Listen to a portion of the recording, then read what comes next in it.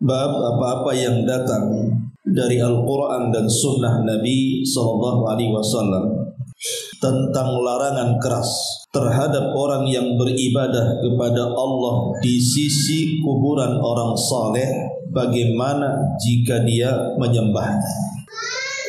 Ma'asyiral muslimin wal muslimat rahimakumullah. Bab ini masuk pada bab tentang syaddu dari'ah. Syaddu dari'ah itu artinya mencegah kesyirikan sebelum terjadinya, ataupun masuk pada himayatut tauhid, bagaimana seseorang itu menjaga tauhidnya. Makanya pengarang di sini membuat bab larangan keras. Tidak boleh menyembah Allah di sisi kuburan, walaupun kuburan itu yang dikubur orang soleh. Bagaimana kalau seandainya sampai menyembah orang soleh yang di kuburan itu? Dalam bab ini ada 4 dalil yang disebutkan oleh pengarang rahimahullahu ta'ala. Pertama, fi sahihi an Aisyah radhiyallahu anha anna umma salamata dzakarat li Rasulillah sallallahu alaihi wasallam kanisatan ra'atha bi ardil habasyati yuqalu laha mariyatu. Bahwa Ummu Salamah radhiyallahu anha bercerita kepada Nabi sallallahu alaihi wasallam tentang sebuah gereja yang dilihat dia di negeri Ethiopia Habasyah, tentu saat dia hijrah, dan gereja itu diberi nama Maria. Fa dzakarat lahu ma ra'at fiha min as-suwari. Lalu Ummu Salamah menceritakan apa yang ia lihat di dalam gereja tersebut, terdapat gambar-gambar. Faqala Nabi sallallahu alaihi wasallam, maka Rasulullah SAW bersabda, ulaika qaumun idza mata fihim al-'abdus salihu awir rajulus salihu banau ala qabrihi masjidan wa sawwaru fihi tilka suwara ulaika syirarul khalqi indallah. Mereka adalah sebuah kaum yang apabila ada hamba yang saleh atau orang yang meninggal dari kalangan orang-orang saleh, maka mereka membangun di atas kuburannya sebuah tempat ibadah, dan mereka pun membuat di dalamnya gambar-gambar. Kemudian Rasul mengatakan mereka adalah sejelek-jelek makhluk di sisi Allah Subhanahu wa taala. Kemudian kata pengarang, fahaula'i jama'u bainal fitnataini, fitnatul quburi wa fitnatut tamathil. Mereka dihukumi sebagai sejelek-jelek makhluk karena mereka membuat 2 fitnah sekaligus. Pertama, fitnah memuja-muja kuburan dengan membangun tempat ibadah di atasnya, dan yang kedua, fitnah membuat gambar-gambar ataupun patung-patung yang diagungkan di atasnya. Baik. Ma'asyiral muslimin wal muslimat rahimani wa rahimakumullah. Di sini Ummu Salamah radhiyallahu anha, kita tahu bahwa ketika kaum muslimin di zaman Nabi sallallahu alaihi wasallam sudah mulai terdesak dengan gangguan dari orang-orang kafir Quraisy, maka Nabi sallallahu alaihi wasallam tidak mau para sahabat mereka mendapatkan siksaan terus-menerus saat mereka memegang Islam. Maka Rasul meminta agar mereka berangkat ke Habasyah untuk hijrah.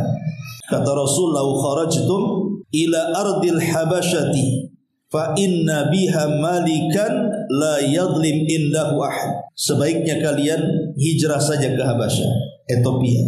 Karena di Ethiopia itu ada raja Nasrani yang tidak pernah berbuat zalim kepada rakyatnya. Boleh jadi kalau kalian hijrah dari Mekah ke Habasyah, kalian akan menemukan ibadah di sana dengan khusyuk dan tidak ada yang mengganggu.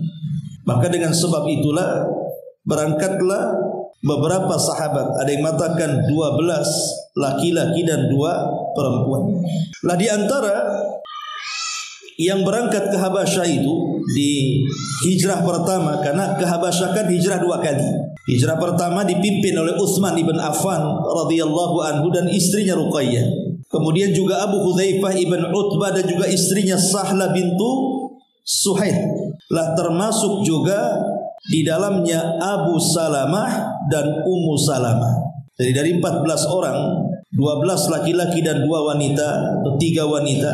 Lah salah satunya adalah Ummu Salamah, ikut dalam hijrah pertama. Ada juga Ummu Habibah. Ummu Habibah itu putra daripada Abi Sufyan. Dan dua-duanya belakangan menjadi istri Nabi. Baik Ummu Habibah ataupun Ummu Salamah. Kalau Ummu Habibah meninggal suaminya. Kemudian setelah itu Raja Habasyah mendanai pernikahan Rasul dengan Ummu Habibah. Adapun Ummu Salamah suaminya mati syahid. Dan belakangan kemudian juga dinikahi Nabi SAW. Jadi dua-duanya termasuk Ummuna Ummul Mukminin radhiyallahu anhum. Lah Ummu Salamah radhiyallahu anha adalah orang yang as-sabiqun al-awwalun, di antara sahabiah-sahabiah yang awal-awal masuk Islam. Bahkan dialah yang pertama kali hijrah dari Mekah ke Madinah. Wanita yang dari kalangan wanita maksudnya. Ummu Salamah itu wanita yang pertama kali hijrah dari Mekah ke Madinah. Dan dia juga wanita yang pertama kali hijrah bersama suaminya, bersama rombongan Utsman dari Mekah ke Habasyah. Jadi luar biasa pengorbanan Ummu Salamah itu. Makanya saat meninggal Abu Salamah, banyak para sahabat yang menawarkan diri untuk menjadi suaminya, tapi semua ditolak. Karena di zaman itu menilai wanita itu karena jasanya dalam Islam, bukan karena kecantikan, bukan karena harta dan yang semacamnya. Makanya rebutan Ummu Salamah. Tapi karena Ummu Salamah tidak mencintai kecuali Abu Salamah, maka dia tolak semuanya. Baru setelah yang melamar Nabi SAW kemudian diterima dan dipinang dan menjadi istri baginda sallallahu alaihi wasallam. Lah selama Ummu Salamah di Habasyah ini tentu melihat hal-hal yang tidak sesuai dengan ajaran Islam. Jadi satu hari dia pernah melihat satu gereja, nama gereja itu Maria, dan di gereja itu ada gambar-gambar. Ya ma'ruf lah, kita lihat sekarang kan juga banyak gambar-gambar yang diletakkan gitu deh oleh mereka. Maka hal ini diceritakan kepada Nabi SAW soal kondisi gereja yang ada di Ethiopia di kala itu. Maka Nabi SAW menceritakan kenapa mereka meletakkan patung ataupun gambar-gambar di dalam gereja itu. Kata Nabi SAW, mereka itu, wahai Ummu Salamah, apabila ada orang soleh di antara mereka meninggal, maka mereka akan menjadikan kubur orang soleh itu dijadikan masjid. Kemudian setelah itu mereka akan membuat gambar. Makanya Nabi SAW mengatakan, ulaika syirarul khalqi indallah. Maka mereka adalah seburuk-buruk makhluk di sisi Allah Subhanahu wa ta'ala. Dari sini kita tahu bahwa ada perbedaan antara agama kita dengan agama orang Nasrani. Karena akhir-akhir ini viral, ada seorang ustadz yang hendak membandingkan antara agama Islam dengan agama Nasrani. Tidak akan banding. Karena agama tauhid tidak bisa dibandingkan dengan agama syirik. Keyakinan kita tentang Isa, kita katakan Isa itu Abdullah. Dia hamba Allah dan dia seorang nabi dan dia seorang rasul dari rasul-rasul Bani Israel, dan dia belum mati dan dia diangkat ke langit. Itu keyakinan kita umat Islam. Sementara keyakinan mereka menganggap Isa itu Tuhan, Isa itu anak Tuhan, Isa itu satu di antara tiga Tuhan, dan Isa sudah mati dan disalib di tiang saliban. Dari sini sudah berbeda. Bagaimana sang ustadz ini kemudian mengatakan tentang ayat-ayat dalam Injil yang menceritakan tentang ketuhanan Isa. Dikatakan bahwa di Quran juga ada ayat yang sama dengan itu. Tidak ada ayat yang sama dengan itu. Karena Quran itu tegas mengatakan Isa itu hamba Allah dan nabinya, bukan anak Allah dan Tuhannya. Adapun mereka, memang mereka menuhankan Isa. Maka jangan kemudian kita katakan bahwa membanding-bandingkan antara Injil dan Quran. Bagaimanapun kita umat Islam akan melebihi Al-Quran dari semua arah dibandingkan kitab-kitab sebelumnya. Karena keyakinan kita bahwa Quran itu datang menghapus semua kitab-kitab langit sebelumnya. Bahkan semua kitab-kitab langit sebelumnya semua terangkum di dalam Al-Quranul Karim. Karena dari sini kita tahu bahwa lihat bagaimana agama Nasrani dari zaman dulu ya, di zaman Nabi SAW saya kira sama saja. Jadi Nabi menceritakan kepada siapa? Ummu Salamah, wahai Ummu Salamah, kalau mereka itu ada orang soleh meninggal, maka mereka akan menguburkan orang soleh itu, nanti kuburannya dijadikan tempat untuk beribadah, dijadikan tempat sujud. Kemudian setelah itu mereka akan gambar orang soleh itu dan gambarnya akan dipampang, kemudian akan disembah, diagungkan. Makanya Rasul mengatakan mereka adalah seburuk makhluk di sisi Allah Subhanahu wa taala. Kenapa? Karena mereka menggabungkan dua kesyirikan, dua fitnah sekaligus. Pertama, fitnah kuburiyun, fitnah yang berkenaan dengan kubur. Dan ini terjadi, saya melihat satu potongan video di YouTube itu dari seorang Habib, ya. Dia mengatakan kalau seseorang itu ada masalah ekonomi, masalah kesehatan, masalah apa saja, maka tinggal meminta kepada potoknya wali ini. Saya tidak sebut namanya, potoknya wali ini. Bahkan walaupun yang minta bukan seorang muslim, mungkin dia orang kafir. Kalau orang kafir ini ada masalah, kesulitan apa, minta saja, bercakap-cakap dengan poto itu gitu. Ngomong sama poto wali itu, nanti kesulitannya akan diangkat gitu. Khotfirin muliakan Allah Azza wa Jalla.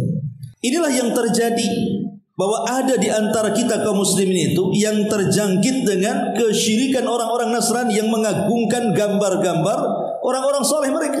Belum lagi kemudian bicara soal kuburiyun, orang-orang yang beribadah dalam kubur. Kenyataan hari ini ada sebagian pakar sudah membongkarkan tentang beberapa kuburan palsu yang dinasabkan kepada kuburan wali. Rupanya tidak ada orang yang ditanam di situ, tapi kemudian dibuat kuburan wali. Kemudian mulai diagungkan, kemudian masyarakat datang dari mana-mana. Celakanya, rupanya mereka membuat seperti ini hanya untuk bisnis kubur saja, mencari sedekah dari orang-orang yang berziarah. Na'udzubillah. Jadi yang membuat kubur menipu, yang datang ke kuburan terjerumus kepada kesyirikan. Apa enggak kuadrat itu dosanya? Pertama, jadi untuk dibuat ajang kesyirikan, kemudian dipalak pula duitnya, suruh bersedekah. Nah ini yang terjadi, ikhwatu fillah muliakan Allah Subhanahu wa taala. Makanya wajar kalau kemudian pengarang mengatakan mereka telah menggabungkan dua fitnah, fitnah kuburiyun dan fitnah gambar. Ma'asyiral muslimin yang dimuliakan Allah Subhanahu wa taala. Syekh Abdurrahman ibn Muhammad rahimahullahu taala, beliau mengatakan, wal fitnatu bil kuburi kal fitnati bil asnami wa asyad. Fitnah yang berkaitan dengan kuburan itu tidak ubahnya dengan fitnah yang berkaitan dengan berhala. Bahkan boleh jadi fitnah kubur lebih dahsyat dibandingkan fitnah berhala. Kenapa demikian? Beliau jawab, karena fa inna syirka bi qabrin salihin, fa inna syirka bi qabrin rajulin salihin qad yu'taqadu salahuhu aqrab ila nufus min asy-syirki bi khashabati aw hajari, bi khashabatin aw hajarin, wa lihada tajidu ahla syirki yatadarrauna indaha wa yahshawna wa yakhda'una wa ya'buduna ibadatan la yaf'alunaha fi buyutillahi azza wa jalla. Karena kesyirikan yang berkenaan dengan kubur orang soleh, sungguh terkadang diyakini kesolehannya, sehingga karena diyakini kesolehannya ini, jiwa ini semakin terikat dengan kuburan dibandingkan para penyembah pohon dan batu. Sehingga di antara mereka kita lihat ada yang menghinakan dirinya di sisi kuburan, khusyuk di sisi kuburan, merendahkan diri di sisi kuburan, bahkan beribadah dengan ibadah yang tidak pernah dilakukan oleh para penyembah batu dan pohon. Jadi kesyirikan kubur ini luar biasa, ikhwatu fiddin. Dan fenomena yang ada, orang-orang yang diarahkan kemudian meminta-minta di kuburan itu, mereka lebih senang di kubur, lebih ramai di kubur dibandingkan meminta dan sholat di masjid. Masjid kosong tapi kuburan bisa ramai. Padahal ikhwatu fillah muliakan Allah Azza wa Jalla, ziarah kubur itu kita tidak mengingkari tentang adanya ziarah kubur, karena memang ziarah kubur sendiri adalah sebuah sunnah yang disunnahkan Nabi SAW terkhusus bagi laki-laki, dan bagi wanita boleh tapi jarang-jarang. Nabi SAW mengatakan, kuntu nahaitukum an ziyaratil kubur fazuruha fa innaha tudzakirukumul akhirah. Dulu aku larang kalian ziarah kubur, tapi sekarang silakan ziarah, karena dengan ziarah itu mengingatkan kalian kepada akhirat. Dari sini kata para ulama ada 3 poin penting bicara soal ziarah kubur. Jadi orang yang ziarah kubur hendaklah mengetahui 3 poin penting. Pertama, kita tahu bahwa kuburan itu hanya untuk menguburkan jenazah. Jadi tanah kuburan itu fungsinya hanya menguburkan jenazah. Kalau kita mati, dibawa ke kuburan, ditanam. Itu saja fungsi daripada kuburan itu. menanam jenazah manusia tanpa harus dihinakan dengan cara menginjak kuburan, dengan cara menduduki kuburan, dengan cara menembok kuburan dan begitu seterusnya, ataupun terlampau memuliakan kuburan. Karena Rasul mengatakan kepada Ali, jangan kau tinggalkan kuburan yang meninggi kecuali kau ratakan dan sisakan satu jengkal. Artinya kuburan itu hanya untuk tanam jasad saja, tidak boleh dihinakan dan tidak boleh dimuliakan lebih-lebih. Maka hormati manusia sebagaimana mereka hidup, begitu juga ketika matinya. Ini yang pertama. Yang kedua, ada 3 manfaat orang ziarah kubur itu. Manfaat pertama, bahwa si mayat yang kita ziarahi mengambil manfaat dari kita yang menziarahi. Si mayat yang diziarahi dapat manfaat dari kita yang menziarahi. Apa manfaatnya? Doa kita untuk mereka. Makanya kita masuk kuburan saja, kita mendoakan, Assalamualaikum ya ahlal kubur, nas'alullah lana walakumul afiyah, wa inna insyaallah bikumul lahikun. Wahai penduduk kubur, keselamatan bagi kalian, dan kami meminta kepada Allah untuk kami dan kalian supaya dimaafkan kesalahannya, dan kami juga akan menyusul kalian. Artinya ucapan salam saja sudah bentuknya doa tuh. Apalagi kalau kita kemudian berdiri di depan kuburan menghadap kiblat berdoa kebaikan untuk mereka, maka ini sangat bermanfaat untuk orang yang meninggal. Karena pahala yang disepakati ulama tidak ada khilaf sampai kepada si mayat itu cuma 2. Pertama doa, yang kedua sedekah. Adapun yang lainnya diperselisihkan para ulama tentang bacaan Quran apakah sampai atau tidak, tentang haji kepada orang mati, umrah untuk orang mati dan begitu seterusnya. Ini khilafkan ulama. Tapi yang disepakati yang jelas-jelas sampai cuma 2, doa dan sedekah. Nggak ada khilaf ulama. Kalau kita berdoa kepada si mayat sampai doa kita, kalau kita sedekah diniatkan untuk si mayat sampai sedekah kita. Ini tidak ada khilaf. Ini faedah yang pertama ziarah kubur itu kan, si mayat mengambil manfaat dari kita yang menziarahinya. Yang kedua, terbalik atau kebalikannya, kita dapat manfaat dari si mayat dengan cara mengambil ibrah dan pelajaran bahwa sebagaimana mereka sudah mendahului kita dengan kematian, maka kita pun akan mendahului mereka dengan kematian, sehingga kita tidak menunda-nunda tobat. Bahwa kita juga akan menyusul kalian wahai orang-orang yang dikubur. Jadi kita dapat manfaat juga, diingatkan dengan kematian. Kemudian yang ketiga, bahwa ziarah kubur itu sunnah Nabi. Memang Nabi SAW yang merintahkan. Jadi ketika kita ini melaksanakan ziarah kubur, memang ini sunnah dari Nabi SAW. Ini faedah yang kedua. Faedah yang ketiga, ini yang jadi masalah, yang masuk pada bab yang kita kaji. Bahwa ada orang-orang yang datang ke kuburan dalam rangka ziarah itu. Mereka mengambil manfaat para penziarah itu dengan si mayat yang ada dalam kubur. Apa manfaatnya? Itu keyakinan mereka.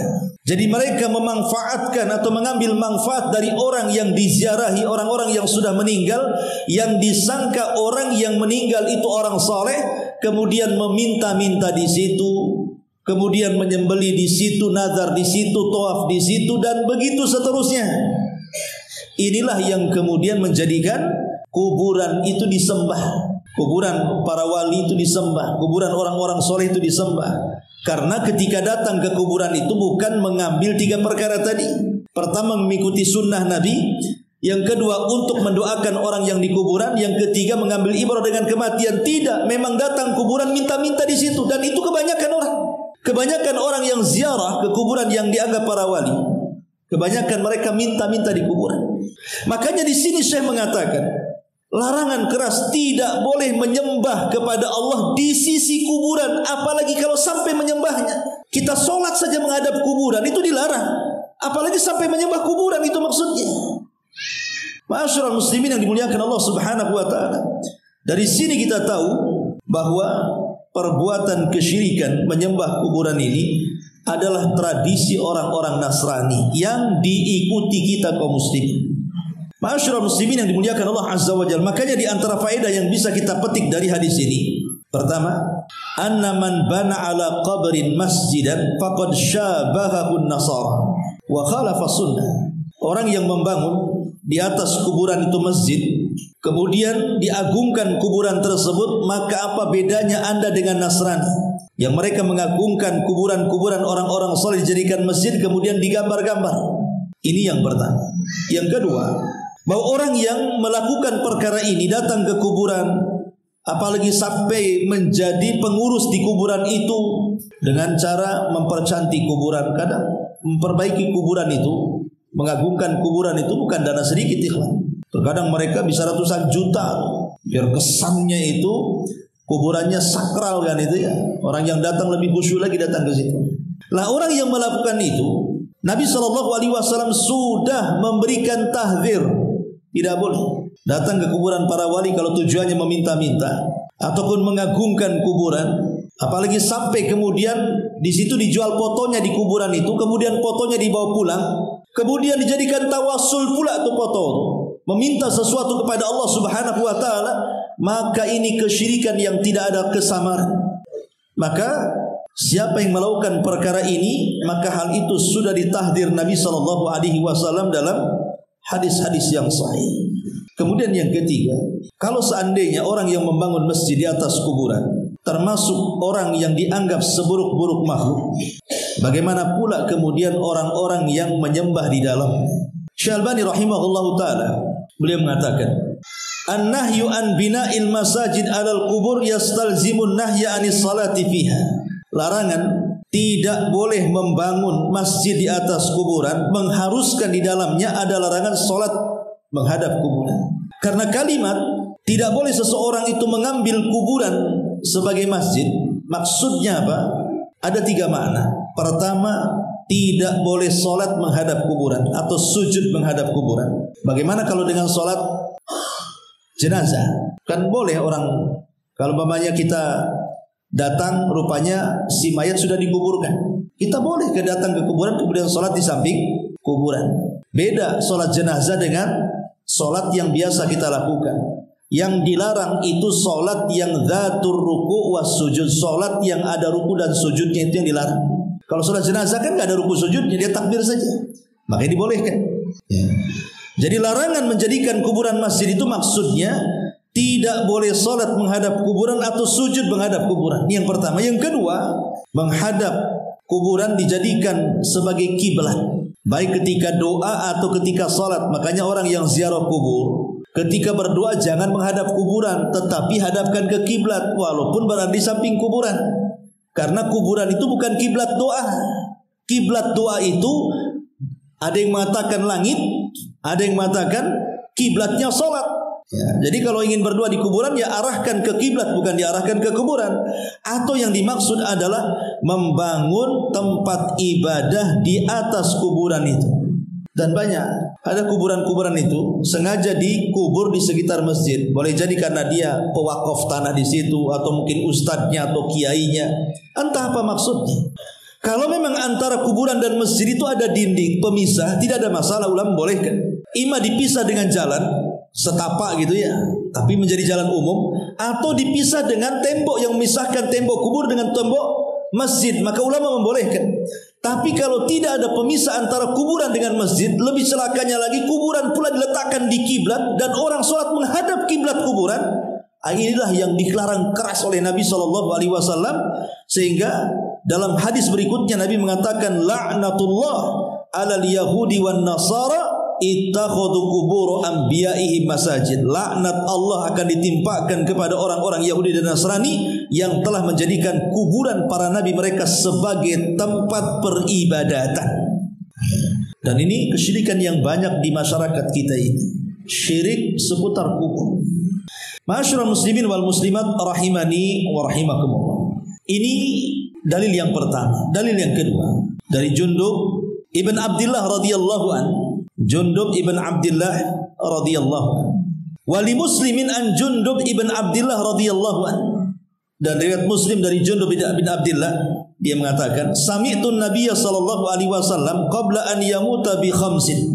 Kata Jundub, aku mendengar Nabi sallallahu alaihi wasallam sebelum Nabi sallallahu alaihi wasallam wafat, sebelum 5 malam. 5 malam sebelum wafatnya Nabi sallallahu alaihi wasallam.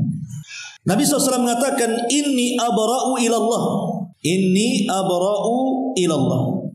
Sesungguhnya aku menyatakan setia kepada Allah, an yakuna li minkum khalilun, dengan menolak bahwa aku mempunyai seorang kekasih mulia dari kalian.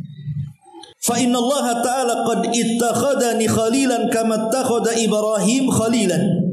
Karena Allah sungguh telah mengambil diriku sebagai kekasihnya, sebagaimana juga Allah sudah mengambil Ibrahim sebagai kekasihnya. Walau kuntu muttakhidan min ummati khalilan, kalau seandainya aku harus mengambil dari umatku sebagai kekasih, latakhadtu Abu Bakrin khalilan, tentu Abu Bakarlah orang yang pertama kali kujadikan kekasihku. Ala wa inna man kana qablahu, ingatlah umat sebelum kalian, kanu yattakhiduna qubur anbiya'ihim wa salihihim masajid, mereka telah mengambil kubur-kubur nabi-nabi mereka dan orang-orang soleh mereka dijadikan tempat sujud.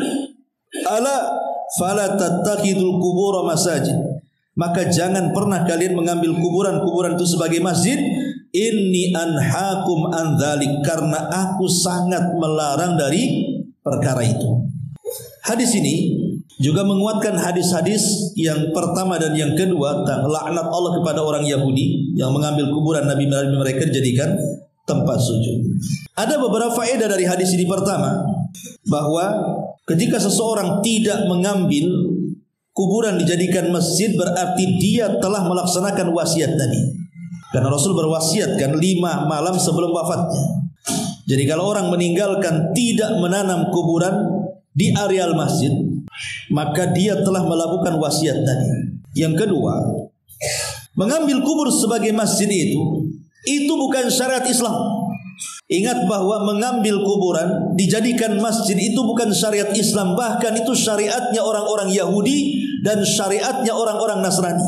Maka siapapun yang mengambil kuburan dijadikan tempat sujud, maka dia telah tasyabbuh dengan orang-orang Yahudi dan Nasrani. Karena Allah Rasul mengatakan, la tattabi'anna sanana man kana qablakum shibran bi shibrin wa dhira'an bi dhira'in hatta law dakhala juhra dhabbin la dakhaltum. Sungguh kalian akan mengikuti tata cara umat sebelum kalian, sejengkal demi sejengkal, sehasta demi sehasta, sampai pun mereka masuk ke lubang biawak yang berkelok sekalipun kita ikut di belakangnya. Itulah Yahudi dan Nasrani. Ini yang kedua. Yang ketiga, berarti kebalikannya, kalau kita tidak mengambil kuburan itu dijadikan tempat sujud atau tidak dibangun masjid di dalamnya, hakikatnya kita sedang menyelisih orang-orang Yahudi dan Nasrani. Dan orang yang tidak mengambil kubur jadikan masjid, maka dia telah mentaati Allah dan mentaati Rasul. Karena Allah dan Rasulnya tidak memerintahkan perkara ini. Yang ada justru untuk dijauhi, karena itu tasyabbuh dengan orang kafir. Kemudian juga mengambil kuburan dijadikan masjid itu termasuk kabairuz dzunub, termasuk dosa daripada dosa-dosa besar. Kenapa? Karena dosa yang didahului laknat itu dipastikan dosa besar.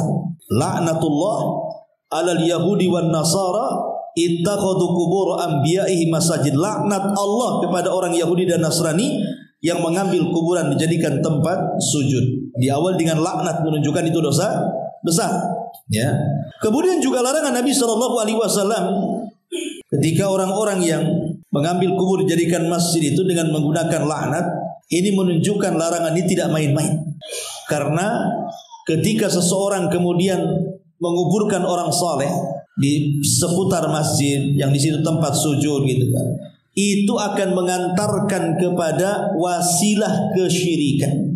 Bahkan boleh jadi awalnya wasilah jadi sebuah ghaya, tujuan. Awalnya sih tidak menyembah itu, hanya dijadikan wasilah saja. Saya berdoa kepada Allah lewat mereka awalnya, tapi ujungnya sudah tidak ada Allah, minta langsung ke mereka. Itulah yang dimaksud bab ini. Kalau beribadah kepada di sisi kuburan saja tidak dibolehkan karena dikhawatirkan masuk pada syirkul wasilah, macam mana kalau menyembahnya, kata Syekh? Lah ini jelas akan merontokkan akidah kita. Ma'asyiral muslimin wal muslimat rahimani wa rahimakumullah. Dan yang terakhir hadis yang keempat, Nabi SAW mengatakan di sini, larangan keras tidak boleh seseorang menjadikan kubur itu sebagai masjid. Dan Rasul mengatakan, ju'ilat liyal ardu masjidan wa tahura, telah dijadikan bumi ini untukku sebagai masjid dan alat suci. Artinya sholat di mana saja boleh, tidak mesti harus ke kuburan. Justru sholat di kuburan itu dilarang. Semua sholat di mana saja boleh, di trotoar boleh, tapi kalau sholat di kuburan tak boleh. Karena itu masuk mengambil tempat, termasuk mengambil tasyabuh dengan orang-orang kafir, orang Yahudi dan Nasrani yang mengambil kuburan wali-wali dan nabi-nabi mereka dijadikan tempat sujud. Dari sini, dari semua hadis yang kita baca ini, dari 4 hadis ini, di sini menunjukkan bahwa tercelanya at-taklid. Kita tidak boleh taklid mengikuti tata cara umat sebelum kita. Karena ketika kemudian kita taklid mengikuti tata cara umat sebelum kita, itu menunjukkan bahwa kita ini mengalami kekalahan, sehingga terjadi penjajahan pemahaman. Kita tidak yakin dengan ajaran kita sendiri, sehingga perlu mengadopsi ajaran luar. Berarti kita kalah dari segi pemahaman. Padahal Islam itu agama yang lengkap. Ngapain pula kemudian impor dari luar? Tasyabuh dengan orang-orang Yahudi Nasrani yang sudah jelas kafir dan dicap sebagai penghuni neraka. Ini yang pertama. Ya. Di antara faedahnya bahwa ada larangan taklid. Kemudian juga yang kedua, larangan membangun tempat ibadah di sisi kuburan orang-orang yang soleh, walaupun niatnya baik tetap tidak boleh. Termasuk larangan keras, tidak boleh memampang gambar-gambar orang-orang soleh. Namanya wali anu, wali ini dipampanglah gambarnya di rumah. Karena secara umum gambar-gambar makhluk yang bernyawa saja tidak boleh dilukis, tidak boleh digambar, bahkan diazab oleh Allah para penggambarnya. Macam mana kalau seandainya gambar itu bukan hanya sekedar gambar yang bernyawa, tetapi menjadi wasilah kesyirikan bagi yang meletakkannya. Seperti contohnya tadi, ada seorang mengatakan bahwa apabila kita meminta kepada foto wali, maka semua hajat kita dan kebutuhan kita akan dipenuhinya. Nah, ini dari mana? Ya, Rasul mengatakan idza sa'alta fas'alillah, kalau minta mintalah kepada Allah.